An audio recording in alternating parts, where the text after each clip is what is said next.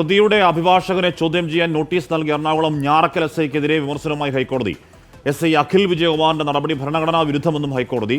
സിഐക്കെതിരെ പ്രതി പരാതി നൽകിയതിന്റെ പ്രതികാരമാണ് എസ്ഐയുടെ നോട്ടീസെന്നും ഹൈക്കോടതി നിരീക്ഷിച്ചു. എസ് ശ്രീകാന്ത് വിവരങ്ങളുമായി ചെന്നു. ശ്രീകാന്ത്, ഈ പ്രതിയുടെ അഭിഭാഷകനെ ചോദ്യം ചെയ്യാൻ നോട്ടീസ് നൽകുന്നത് ഏത് വിഷയത്തിലാണ്? ഈ ഒരു പ്രതിയുടെ കേസുമായി ബന്ധപ്പെട്ട് വക്കീൽ ചില ഇടപെടലുകൾ നടത്തി എന്നുള്ളതാണ് എസ് ഐ ആരോപിച്ചത്. പക്ഷെ അത് അങ്ങനെയല്ല എന്നുള്ളത് വക്കീലും ചൂണ്ടിക്കാണിക്കുന്നു. പ്രതി സി ഐക്കെതിരെ പരാതി നൽകിയതിന്റെ പ്രതികാരം എന്നോണമാണ് എസ് ഐ ഈ നോട്ടീസ് നൽകിയത്.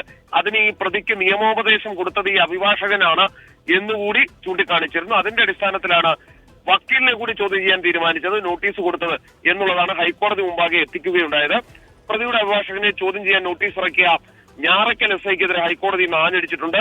ഞാറക്കൽ എസ് ഐ അഖിൽ വിജയകുമാറിന് രൂക്ഷ വിമർശനം നേരിടേണ്ടി വന്നു.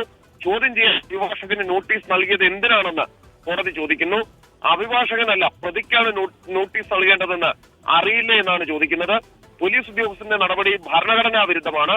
വക്കീലിന് നോട്ടീസ് നൽകാൻ പോലീസിന് എന്ത് അധികാരം എന്ന് കോടതി ചോദിക്കുന്നു. പോലീസ് ഉദ്യോഗസ്ഥൻ ചെയ്തത് ഗുരുതരമായ തെറ്റാണെന്ന് കോടതി പറയുന്നു. ഈ പ്രതി സി ഐക്കെതിരെ പരാതി നൽകിയതിന്റെ പ്രതികാരമാണ് എസ് ഐയുടെ നോട്ടീസ് എന്നാണ് ഹൈക്കോടതി ഇപ്പോൾ കണ്ടെത്തിയിരിക്കുന്നത്.